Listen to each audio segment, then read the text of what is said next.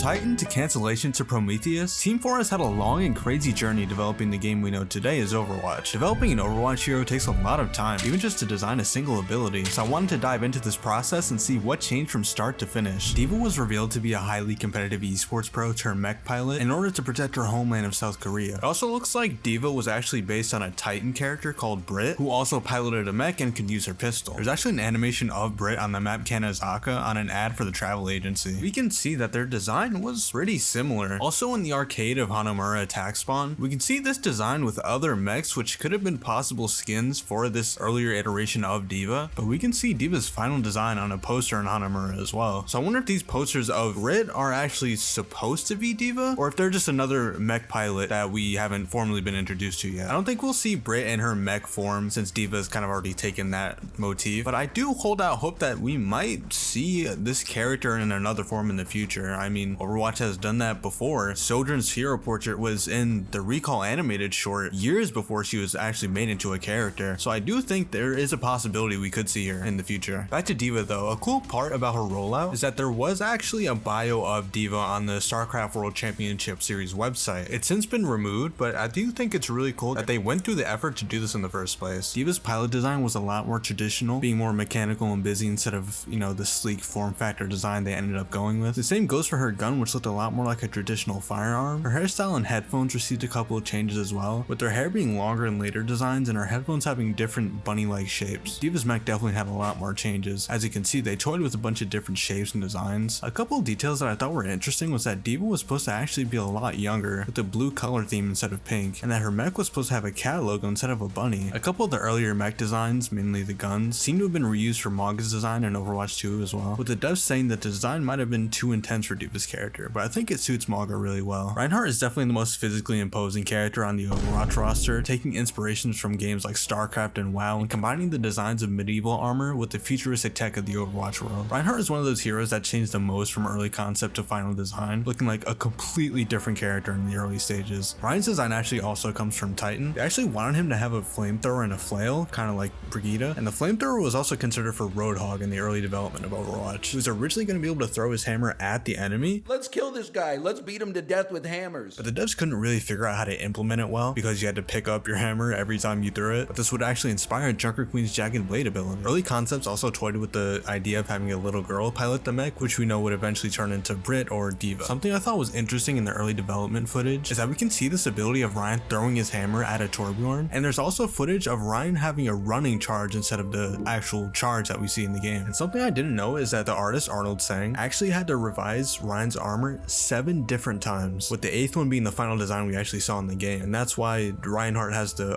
08 number on his left shoulder, and in Overwatch 2 it's actually 09. He was originally going to be a character called Wild Beast and sport a bunch of tribal motifs while also incorporating the large melee weapon we ended up getting in the final game. There's actually an illustration of Wild Beast being contacted by Winston for the Recall animated short. He's also in the start of the cinematic trailer, and elements of the hero would later become Orisa, while the flail and the shield combination would also be incorporated into Brigitte. Orisa was introduced as a robot guardian for Numbani, conceptualized from the previously mentioned Wild Beast concept. They wrote her personality to be a combination of Robocop and GLaDOS, and wanted to emphasize that Orisa was a new type of Omnic, stating that Omnics like Bastion were a little lower tech and maybe a generation behind. This makes sense since Numbani is a really high tech and advanced city. The devs wanted to add more personality to Orisa's character, so they'd created Efi, who's a child genius that actually built Orisa. And a cool part of Orisa's personality is that her AI actually learns from action and what she's seeing, and not like Bastion, who was programmed to think and act a certain way. Orisa's early designs were more reminiscent of the other Omnic characters like Bastion, with really big and blocky shapes and protective armor. Similar to D.Va, it looked like Orisa might have had a pilot controlling her, or maybe a smaller Omnic inside of a bigger body. The devs originally gave her more rounded features similar to a beetle, but instead decided on a more streamlined and fantasy-like centaur body. I think these early concepts are really sick and could honestly be reused for another hero in the future. Like this almost rhino-like design here is pretty cool. I hope we see something like that again. Orisa's abilities stayed pretty consistent through her later designs. Her halt ability looked a little different with little parts of metal covering it. Her protective barrier looked different as well, having 3 separated areas. I see why they changed that though, because in gameplay that would be way too distracting. Roadhog was one of the earliest designed heroes for Overwatch, but what's interesting is that design wasn't fully realized until the team came up with Junkrat's character first, which is probably why the devs teamed him up to begin with. His gun is what probably saw the most changes, going from a more traditional shotgun to a shorter gun to a fully kitted out weapon with exhaust and handlebars. Hog was also going to have green skin due to the apparent radiation in the Australian outback. His tattoo was also different, saying pure hog power instead of wild hog power. It also looks like it might have been an eagle instead of a pig. And in these early wanted poster designs for Roadhog and Junkrat, we can see different designs for Roadhog's face. Most notably, in my opinion, the one in the center has more of a face of an actual pig instead of a mask, with sunglasses instead of goggles. And honestly, it looks a little too realistic and kind of scary. On the right, we have more of a gas mask design, again, kind of more on the realistic side instead of cartoony. And on the left is probably closest to what we got in the final game. Non-human characters are one of the biggest differences between Overwatch and TF2. Winston, in my opinion, is one of the most unique character designs in gaming history. In the early dev footage, Winston's leap was more similar to Doomfist's slam ability, with the indicator and everything. The dev team toyed around with a lot of different ideas when it came to creating a character like Winston. It seemed like the gliding or jetpack ability was always a constant factor when designing the character. For example, a monkey that looks kind of similar to Junkrat with the jetpack and a flamethrower, a fully mechanical hero with what looks like another rocket launcher flamethrower kind of weapon, another kind of mechanized hero, which I'm pretty sure was a gorilla. There seems to be like kind of a demon character, which looks pretty similar to Winston's gargoyle skin, and I'm pretty sure this concept was used for the inspiration for that skin. Winston's gun was originally a dark gray with the reload animation also seemingly being changed. The cartridge would sit towards the back of the gun and it would pop out instead of recharging like in the final game. Zarya's physicality was integral to her design when coming up with the character. Her gameplay was actually worked on after her character was already designed. In early ability concepts, we can see the beginnings of her particle barrier and what her ally barrier might have looked like. What is really cool about her design though is that her armor and contact pads on her glove act as a conduit for the energy that the gun produces. So Zarya's strength is directly tied to how much energy she's able to control with her gun. And fun fact, the 512 tattoo on her left shoulder is actually her weightlifting world record in kilograms. Initially, the team envisioned Hazard to be a massive beastly figure, really leaning into the power and presence his gameplay demanded. Hazard was actually implemented into a broader dev team playtest one day, and the reaction was so positive that it solidified Hazard as a season 14 hero. They initially went with the cyberpunk or punk rock aesthetic, and he began as a really monstrous and intimidating villain. They changed his story and appearance to have more of a rebellious charm. Hazard being an amputee was actually a big part of his character development, and it was important to the devs to make sure that he was represented correctly and that his gameplay would implement it in some way. The devs really wanted to lean into the personal experiences and perspective of each character rather than simply using their enhancements as a visual tool. A character named Harriet was revealed through voice lines that were data mined from the Waitron character, as well as some voice lines from Ash referencing Haz directly. There is also this hero portrait that was kind of teased at the end of the gameplay trailer for Venture, which kind of solidified that a new tank character would be coming, as well as a streamer mode name called Biohazard. And he was also teased at the end of the season 13 trailer. Hazard originally came from an unused character concept called Free. This name would be reused for the faction that Hazard would eventually associate himself with, and this concept art design would be used in the beginning of the Overwatch cinematic trailer, meaning this was our first actual exposure to Hazard. I bet you didn't know Doomfist, before he was reworked, was originally supposed to be a tank. Doomfist is an example of a hero that began as nothing more than a name. Chris Metzen offered it as a suggestion when they were brainstorming villain names, with only a general idea of what the character would actually be. Doom's Gauntlet was created as the MacGuffin for the BlizzCon 2014 Overwatch announcement cinematic, and only a rough sketch of the character was created, with the intention of fleshing it out and developing him later. And after his gauntlet featured in the cinematic and references were made to him in Numbani, they decided to make him a generational character, similar to heroes that hold up the mantles of their predecessor, like the Flash or Green Lantern. Doom's kit was developed as an homage to classic 2D fighting games, and they tried really hard to replicate that look and feel. The devs really wanted Doomfist to feel strong and regal, so they opted for colors like red and gold to convey that feeling. Doom is absolutely kitted out with cybernetic augmentations, and they wanted his movements to feel more physical instead of magical or supernatural. And you can really see this when looking at his character from a 2D angle. In the early sketch of Doomfist, he has a more militaristic look, as well as some metal plates covering his eyes and a skull belt buckle. Wrecking Ball's concept was created really early in Overwatch's development. He was originally a character called Ball Guy, who was a robot that the artist Arnold Sang created while exploring more circular robot designs, which actually came from an early unused concept of Junkrat wearing a big bomb-shaped suit. Jeff Goodman designed this version of the hero as a junkyard magnet bot, a robotic tank hero with a kit themed around magnetism, which included an ability where he would attract and repel bullets, which I assume would work similar to Sigma's kinetic grasp. Around that time, the concept artists were working on an idea for a cute hero, which involved designs for robots, animals, and a robotic monkey, precursors to Diva and Winston. This culminated in a character called Jetpack Cat, but eventually these two ideas would converge to the idea of a hamster and a hamster ball, and Arnold Sang drew up the first iteration of Wrecking Ball. This design was spread around Team for it, and it was very controversial internally. Some people loved the idea and others believe it would actually ruin the game. In 2014, Jeff Kaplan, Jeffrey Brill, and Randall Dumoret had a disagreement over the hero's inclusion. This led to Brill scheduling a meeting in 2024 to determine whether or not Wrecking Ball had ruined the game, and that if he had, he would be removed. The team wanted to implement this hero, but they didn't feel like it was the right time, and so he was shelved until sometime in 2017, when he was brought back up and they started seriously discussing his implementation. When they revisited the concept, they decided that a mechanical hamster couldn't be as cute as an actual hamster. Using Tracer as a reference, they produced a number of hamster concepts to hone in on a specific style. They ultimately decided on a design that was somewhere in between Hamtaro and Zootopia. According to Jeff Kaplan, they also deliberated over Hammond's size, eventually deciding that he should be Pikachu sized. Hammond went through various designs with mechanics that focus on rolling around on the ground and down slopes to gain momentum to smash into enemies. Eventually, the grappling hook was implemented into his kit, which fit into the Wrecking Ball theme, and his design started to take shape with the pile driver, adaptive shield, and minefield abilities pulling everything together. And originally, his ultimate was supposed to be his slam. Similar to Sigma's gravitic flux, it would have lifted you in the air and you would have stayed there for 5 entire seconds. I'm definitely glad they removed that. While designing Wrecking Ball's legendary skins, because the hero was already pretty different from everybody else, they decided to ground him in the Overwatch world, with his Junker skin reflecting his time as a champion of the scrapyard, and his Lunar skin going back to his time as a test subject on Horizon Lunar Colony. Before he released, Overwatch tweeted a video that contained several posters, one of which was a Horizon commercial displaying most likely a chimp or a similar flying specimen in space. When patch 1.25 was released, a new room was added to Horizon Lunar Colony, neighboring Winston's room with the text Specimen 8 written on the door, confirming that this was Hammond's room.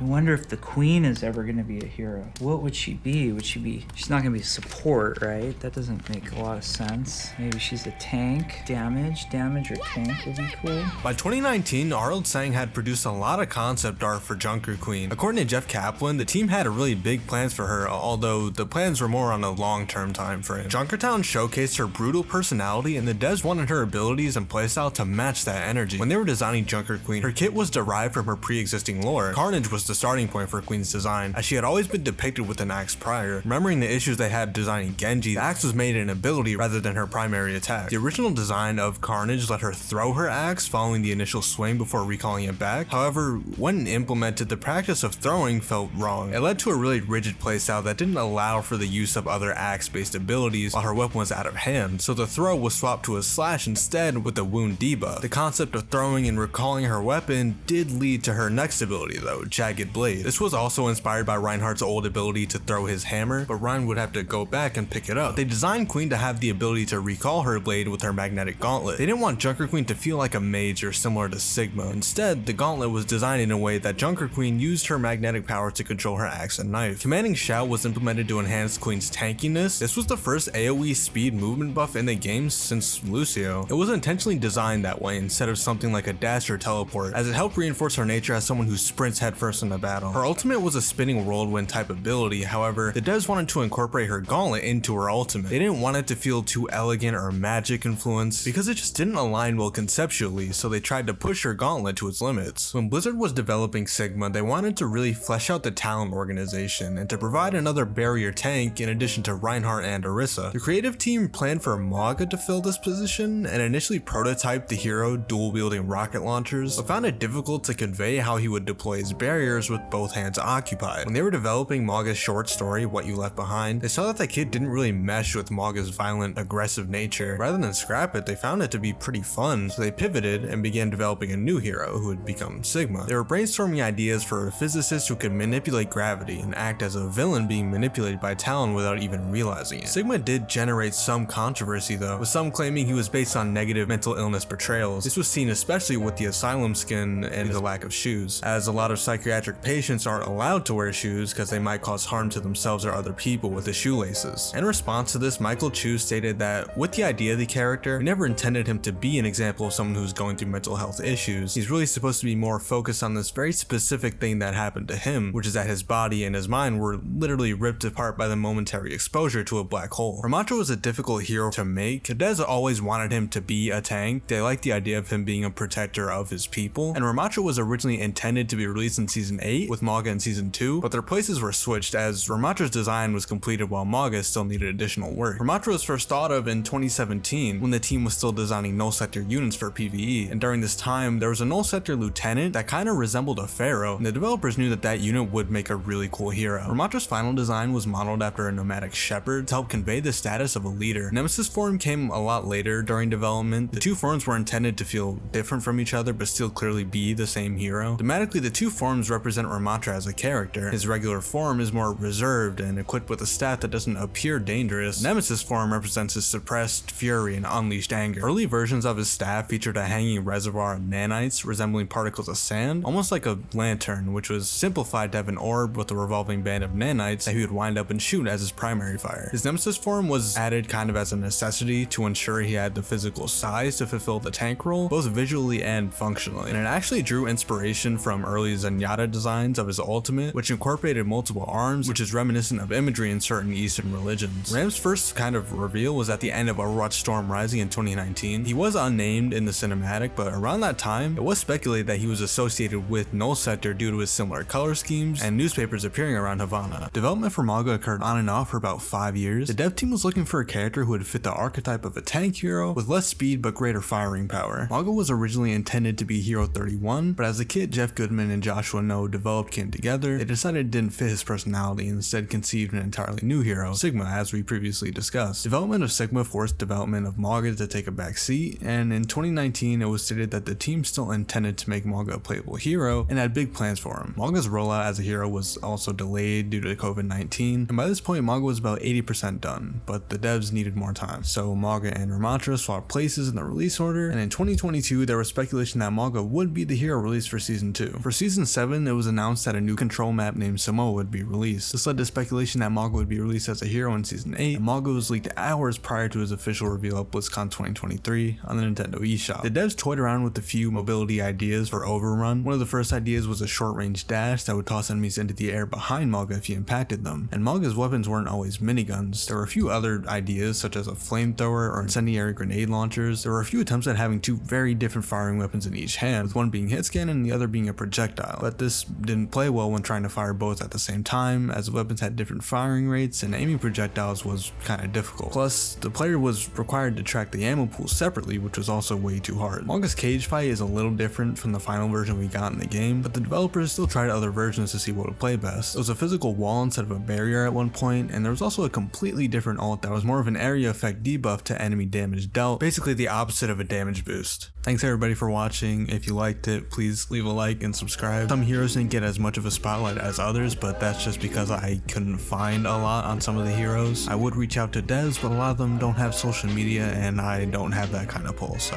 thank you guys for watching. I'll see you next time.